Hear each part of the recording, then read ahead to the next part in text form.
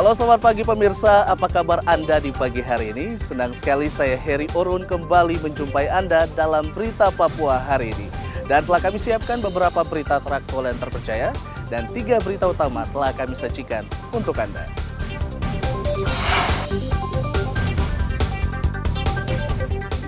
Bocah 2 tahun hilang di Pelabuhan Feri Mimika, tim SAR kerahkan perahu karet mencari korban.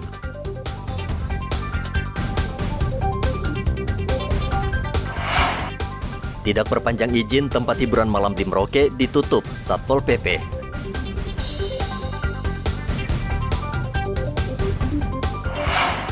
Harga cabai di Mimika tembus Rp120.000 per kilogram.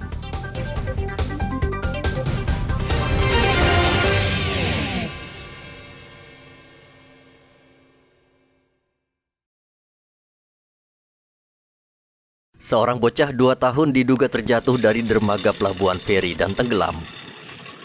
Tim SAR Selasa kemarin langsung melakukan pencarian terhadap korban. Korban bernama Yosep. Ia bersama orang tuanya baru saja usai memancing ikan. Ketika berjalan pulang, tiba-tiba si anak hilang dari perhatian. Mereka berusaha mencari namun tidak ditemukan hingga tim SAR turun tangan. Proses pencarian dilakukan hingga sore hari dan akan dilanjutkan pada Rabu hari ini. Kami menerima informasi ataupun laporan bahwa hari Senin kemarin telah terjadi kondisi membahayakan manusia, yaitu satu orang korban yang diduga terjatuh kemudian hilang di sekitar dermaga feri.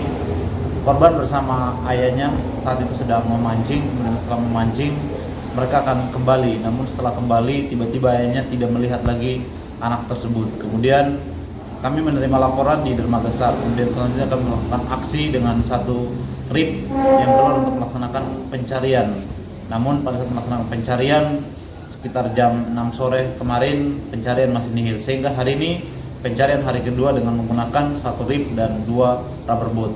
Pencarian dilakukan di sekitar area dermaga untuk melakukan penyisiran sesuai dengan perkiraan arah arus dan tempat di mana terakhir kali korban dinyatakan hilang atau terjatuh dari dermaga feri. Tim SAR rencananya akan menambah perahu karet untuk mencari Yosep. Dari Mimika, Papua, Igobat Momolin melaporkan.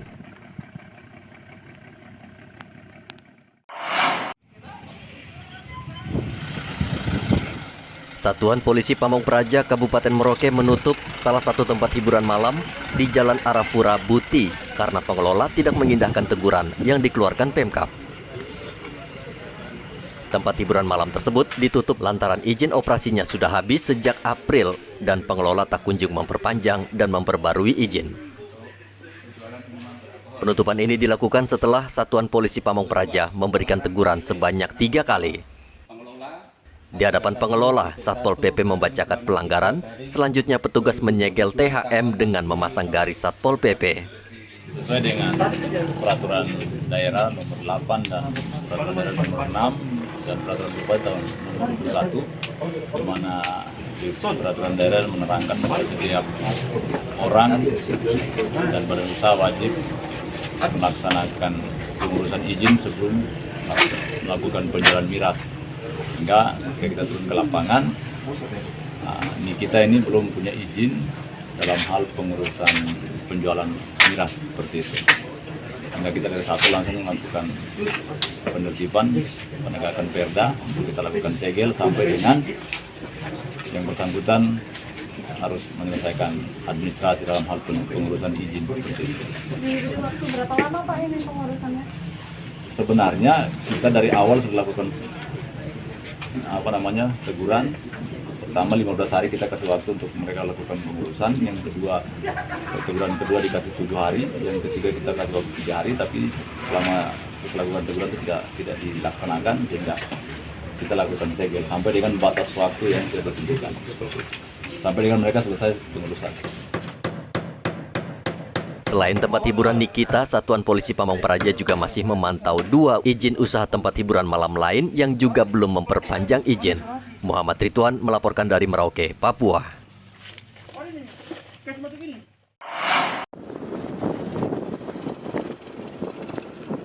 Situasi di distrik Kenyamduga hingga saat ini aman dan terkendali pasca penyerangan kelompok kriminal bersenjata terhadap 13 warga sipil beberapa waktu lalu.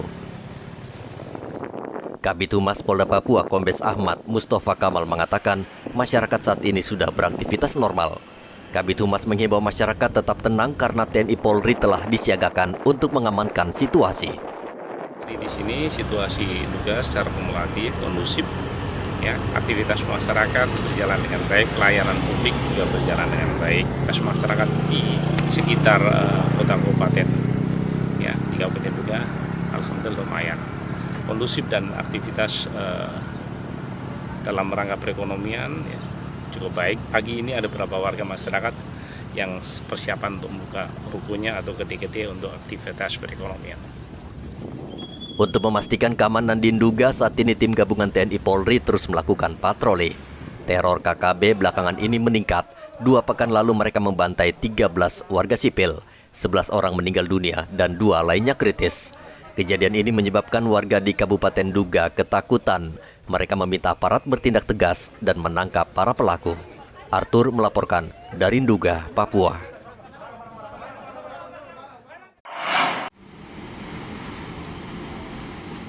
Harga LPG ukuran 5,5 kg dan 12 kg di Timika mengalami kenaikan. LPG ukuran 5,5 kg yang biasa dijual Rp195.000 kini naik menjadi Rp205.000. Sementara LPG berukuran 12 kg dijual Rp335.000 per tabung. Penjual LPG, Diana, mengatakan kenaikan harga LPG ini adalah inisiatif pemerintah sehingga dirinya hanya menyesuaikan harga jual. Yang kasih naikkan harga tebusnya bukan dari kami. Kami ini terima harga memang dari mereka. Jadi harga yang biasanya kita tebus dari berapa begitu harganya ada kenaikan sekitar kurang lebih 25.000 untuk yang 12 kilo, terus yang 5,5 itu kurang lebih sekitar mungkin 10 sampai 15.000. Tapi itu harganya memang dari Pertamina sendiri yang kasih naik, sama mungkin dengan harga BBM itu kan naik tuh. Begitu juga mungkin dengan LPG dan kenaikannya itu bukan dari ekspedisi atau apa, memang dari Pertamina sendiri yang kasih naik. Harga jual kami di sini awalnya itu yang 12 kilo harganya 330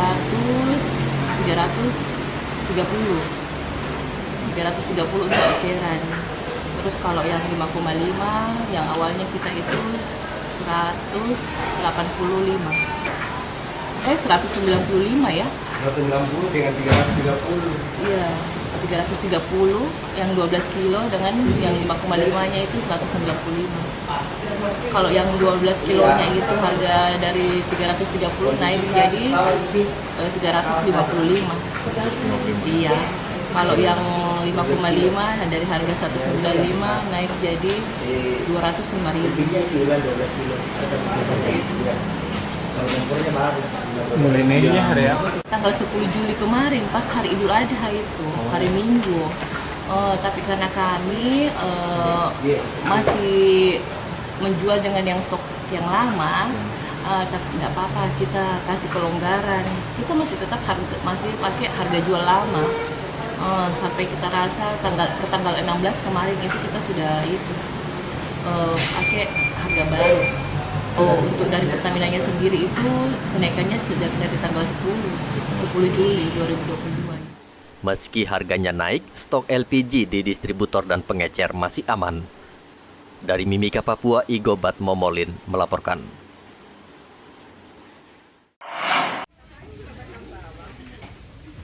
Harga cabai rawit kembali melonjak. Cabai rawit yang biasa dijual Rp60.000 per kilogram kini naik menjadi Rp120.000 per kilogram atau naik 100% dari biasanya. Kenaikan harga cabai rawit ini sudah terjadi sejak pekan lalu. Penyebab kenaikan harga diduga karena Kabupaten Mimika dalam beberapa pekan terakhir dilanda hujan yang menyebabkan petani gagal panen.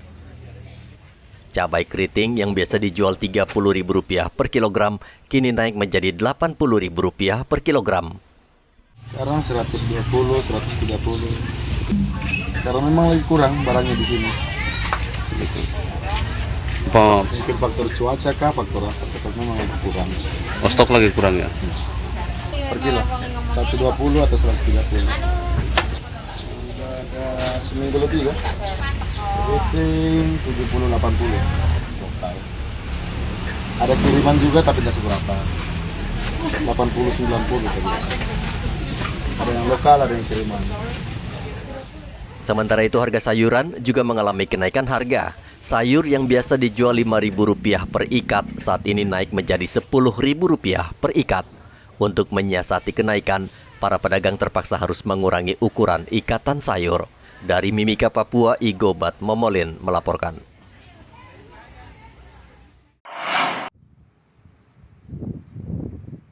Puluhan tukang sol sepatu yang biasa mangkal di sepanjang Jalan Prajurit, Merauke, semakin terpuruk karena ditinggal pelanggan. Lapak mereka belakangan terlihat sepi, padahal pandemi COVID-19 terus membaik. Herman, salah satu tukang sol sepatu, mengatakan belum bisa memprediksi hingga kapan situasi membaik. Sementara di sisi lain, harga sembako terus naik. Lepas pandemi COVID ini, kira-kira ada kemajuan untuk pemasukan Pak untuk sol sepatu? Tidak ada Pak. Tidak ada? Malah sepi Pak. Malah tambah sepi ya? Sekarang berapa per hari yang dapat sol sepatu Pak? Gak mesti sih Pak. Ya, rata-rata berapa Pak? Kadang 200 Pak. 200.000 ya? Itu berapa pasang itu Pak? Itu kalau tergantung sih Pak. Kalau sepatu biasanya kalau 25 kan lebih. Kadang kalau ada sendal juga Pak. Campur juga sih. Oh gitu. Itu biasa bukanya mulai jam berapa Pak Herman? Kalau kita buka sih biasanya jam 7 Pak. Jam 7 ya? Itu bukan tiap hari, sampai jam berapa Pak Herman? Sampai jam 5 Pak. Jam 5 ya? Jadi itu sementara masih sepi Pak ya? Iya masih sepi. Sekarang berapa hari bisa dapatnya, berapa pasang? Satu hari ya kadang-kadang ada 3, ada 4. Oh gitu. Bisa bawa uang berapa itu satu harinya?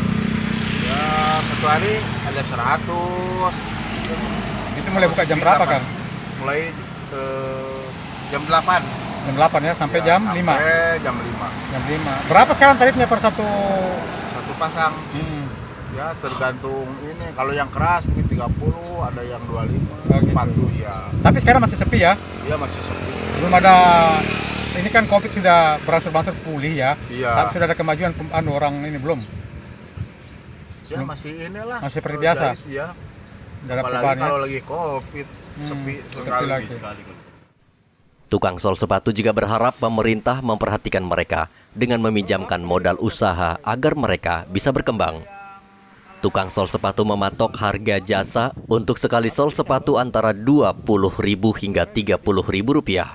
Muhammad Ridwan melaporkan dari Merauke, Papua.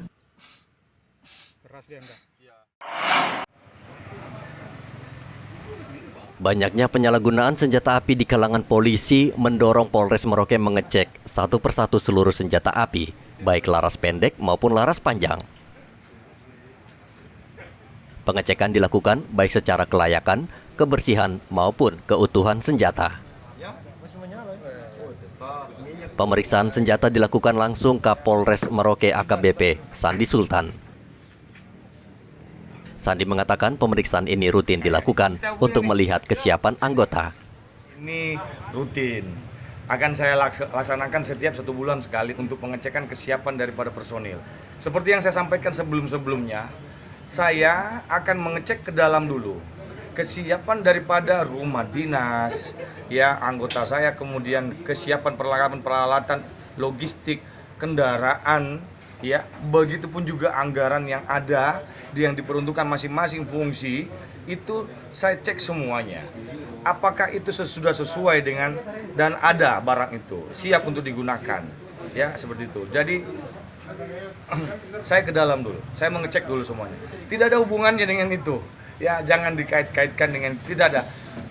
Semua jajaran Polres se-Indonesia mungkin sudah melakukan hal ini, ya untuk mengecek kesiapan daripada personil melaksanakan kegiatan pelayanan masyarakat. Ya.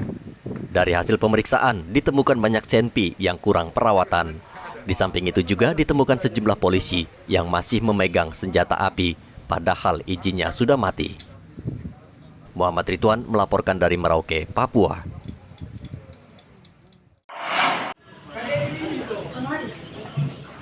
Dinas Ketahanan Pangan, Peternakan dan Kesehatan Hewan Kabupaten Merauke memastikan kasus kematian 6 ekor sapi di Kampung Okaba bukan karena PMK. Dokter hewan di Dinas Peternakan Ricardo Rumlus mengatakan usai mendapat informasi melalui media sosial terkait kematian sapi, dirinya langsung menurunkan petugas kesehatan hewan untuk melakukan pemeriksaan kesehatan hewan. Usai memeriksa sapi yang sakit, Ricardo menemukan gejala menurunnya nafsu makan, lemah, bulu kusam, dan kurus. Dokter hewan Ricardo Rumlus juga menegaskan jika kematian sapi di Okaba bukan karena penyakit kuku dan mulut dengan melihat gejala yang dialami. Kejadian kasus kematian sapi di distrik Okaba, tepatnya di Kampung Okaba. Ini awal mulanya kan kita dapat informasi lewat media massa Facebook. Itu diupload oleh salah seorang PPL di Okaba, kalau tidak salah tanggal 14 Juli. Kemudian setelah mendapatkan informasi itu, saya segera perintahkan petugas Puskeswan petugas Puskeswan Malin, Pak Imran untuk wilayah distrik Okaba dan sekitarnya. Terus tanggal 15 Juli itu dia sudah melakukan investigasi bahwa kasus kematian sapi itu terjadi di peternak milik Bapak Monce di Kampung Okaba. Itu jumlah yang mati kurang lebih sekitar 6 ekor. Itu per 15 Juli. 5 ekor itu di Kampung Okaba, 1 ekor di Kampung Alatep. Kejadian kematian itu dimulai dari sekitar bulan April. Jadi kemarin waktu diinvestigasi itu tidak ada kasus kematian. Hanya tersisa 1 ekor sapi yang sakit. Nah, sapi-sapi yang sakit ini umumnya menunjukkan gejala nafsu makan menurun, kemudian lemah, bulu kusam dan kurus. Kemudian karena tidak ditangani akhirnya dia mati. Selain itu, sejak wabah PMK mewabah, Provinsi Papua telah menutup pintu keluar masuk hewan, terutama hewan berkuku belah masuk ke wilayah Papua. Muhammad Ridwan melaporkan dari Merauke, Papua.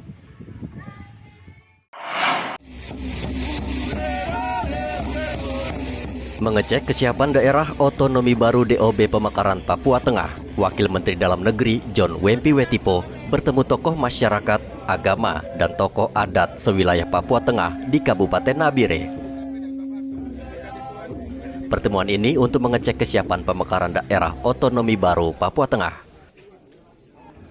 Wakil Menteri Dalam Negeri John Wempi Wetipo mengajak semua pihak mendukung pemekaran Papua Tengah agar tercipta keadilan sosial.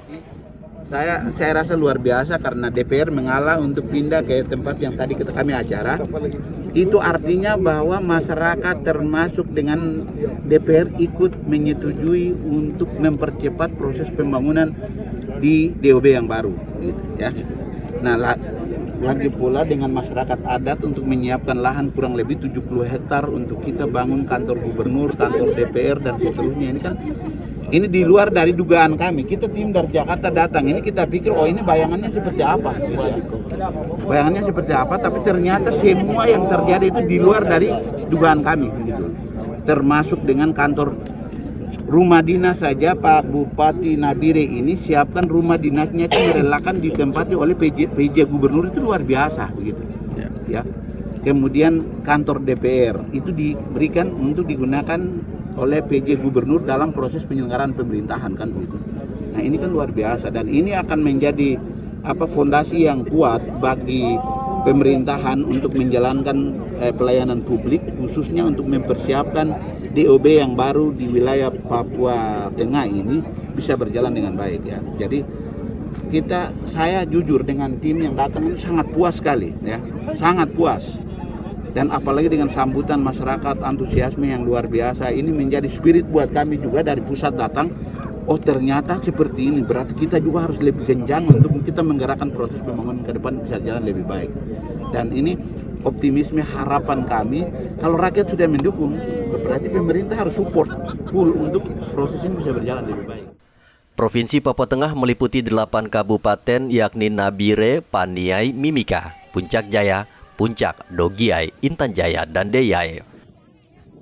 Wakil Mendagri juga meminta seluruh bupati merangkul masyarakat dalam membangun provinsi baru dengan baik. Hendra melaporkan dari Nabire, Papua. Pemirsa, informasi tadi mengakhiri jumpa kita dalam Berita Papua hari ini. Saya Heri Orun, mewakili seluruh kerabat kerja yang bertugas, mengucapkan terima kasih untuk kebersamaan Anda. Selamat pagi, selamat beraktivitas, dan wanyam.